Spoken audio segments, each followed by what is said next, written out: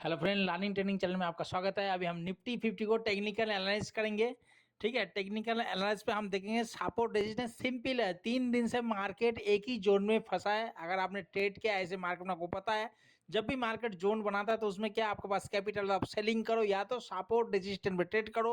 दूसरा, जो आप रेगुलर क्वांटिटी से ट्रेड करते हो उससे कम क्वांटिटी से ट्रेड करो, जो मतलब अगर लॉस होने पे भी आपके कैपिटल को कोई फर्क ना पड़े या आपका मेंटली के ऊपर मतलब आपका इमोशन के ऊपर कोई फर्क नहीं पड़ना चाहिए, उस हिसाब से आपने ट्रेड करना था।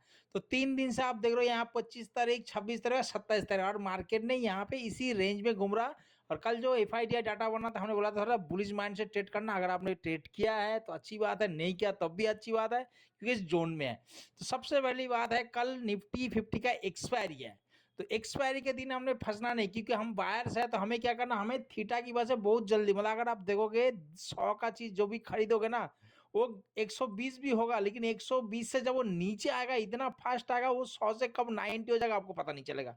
आप कभी नोट करना, 100 का चीज अगर आप बाइंग देखोगे ना, आप बोलो बढ़ रहा है कि प्रीमियम तो बढ़ रहा है, 100 का 120 भी हो रहा है, लेकिन 120 पे वो रुकेगा नहीं, 115 पे रुकेगा नहीं, वो सीधा आके कहाँ पे रुकेगा, 90 पे। तो मतलब बहुत फास्ट आपको होना पड़ेगा, इसीलिए इतना ट्रेड नहीं कर पाओगे, या तो आपको एकदम मोमेंट में कैच करना पड़ेगा। भाई गया मार्केट, तुरंत आपको एग्जिट होना पड़ेगा। ठीक है, तो इसी तरीके से एक्सपायरी के दिन बायर्स के लिए ये सब प्रॉब्लम आता है। तो मैं तो यही बोलता हूं, अगर आप इसी बीच में ट्रेड करो तो सेम वही है, मार्केट इसी के सपोर्ट, इसको रेसिस्टेंट और इसको सपोर्ट, इसके बीच में ट्रेड कर, तो प्रॉपर आपने सपोर्ट पे ही ट्रेड करना, प्रॉपर आपने रेसिस्टेंट में। क्यों, आपको पता थोड़ा सा मार्केट नीचे गया तो आपने एसेल, और एसेल को एकदम मतलब प्रॉपर एकदम फॉलो करना। दूसरी बात है, क्वांटिटी कम रखना। कल अगर इसके बीच में, पहली बात तो बाहर ट्रेड मत करो, एक्सपायरी के दिन निकल दो। अगर आप ट्रेड करते हो, चाहे जितनी लॉट आपका जो कैपेसिटी है, जो रिस्क मैनेजमेंट, मनी मैनेजमेंट जो है, तो आपको पता होना चाहिए। अगर आप डेली 20 पॉइंट का लॉस लेते हो, एसएल लेते हो, तो कल अगर 20 पॉइंट का एसएल अगर चला गया, तो आपका कैपिटल, आपके मेंटली, मानसिक, मतलब आपके ऊपर कोई भी फर्क नहीं पड़ना चाहिए कि भाई 20 पॉइंट चला गया तो मुझे कोई फर्क नहीं पड़ा। मैं 20 लॉट से ट्रेड करता, आज मैं एक ही लॉट से ट्रेड कर 20 पॉइंट गया, मुझसे कोई फर्क नहीं पड़ेगा। ठीक है, कहने का मतलब। दूसरी बात है, अगर मार्केट का एक्सपायरी के दिन, हम यही चाहते हैं कि मार्केट कम से कम 1:30 से 2 बजे तक इसी जोन पे रहेगा। 2 बजे के बाद, 2 से 2:15 के बाद अगर मार्केट जोन को किसी भी साइड ब्रेकआउट या ब्रेकडाउन करता है, तो मार्केट एक बहुत अच्छा मूवमेंट हमें कैप्चर करने को मिलेगा। बायर्स के लिए बोल रहा हूँ, कल मतलब एक्सपायरी के हिसाब से बोल रहा हूँ। ठीक है, तो जीरो इरोटेड उसी के हिसाब से बोल रहा हूँ। लेकिन उसके लिए क्या करना पड़ेगा, कम से कम 1:30 से 2 बजे तक मार्केट इसके बीच में, हम एक्सपेक्ट यही करते कल भी मार्केट इसी के बीच में रहे 1:30 से 2 बजे के बाद, उसके बाद हमें मूवमेंट मिले। लेकिन यहाँ पे शर्त है कि आप ट्रेड कैसे लोगे, इस चीज का ध्यान रखना। 3 दिन से होगा, 1 दिन 2 दिन, आज यहाँ 3 दिन। तो यहाँ पे हर कोई यही सोच रहा है, मैं अकेला सोच नहीं रहा हूँ ना, मैं बता रहा हूँ।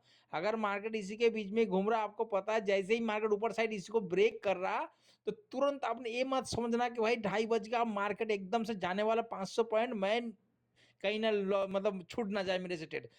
कहने का मतलब, ये ट्रैप भी हो सकता है थोड़ा सा। अगर मार्केट ज्यादा रनिंग कैंडल ट्रेड मत करो, अगर रनिंग कैंडल ट्रेड लोगे तो हो सकता है कि मार्केट नीचे, अगर मार्केट रिटेस्ट कर, जैसे ही इसके लो को, इसके हाई को ब्रेकआउट कर, आप यहाँ पे ट्रेड लो। देखो, मैं हमेशा बोलता हूँ, आपका प्रॉफिट प्रोबेबिलिटी ज्यादा होना चाहिए, ना कि ज्यादा होना चाहिए। लालच मत करना।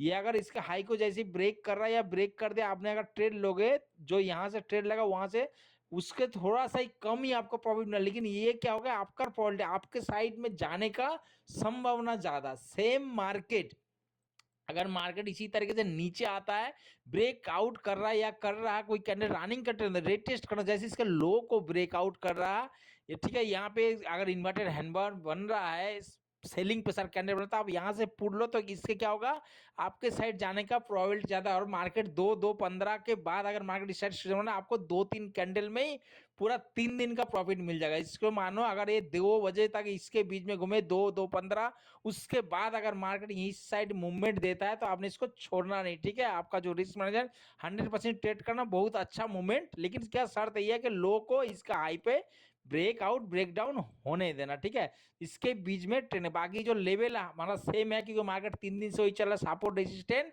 सारे सेम है, इस चीज का ध्यान रखना। अभी चलते हैं थोड़ा सा डेली टाइम पे में, देख लेते हैं कि मार्केट में क्या सिचुएशन बना है, किस तरीके से कैंडल बना है।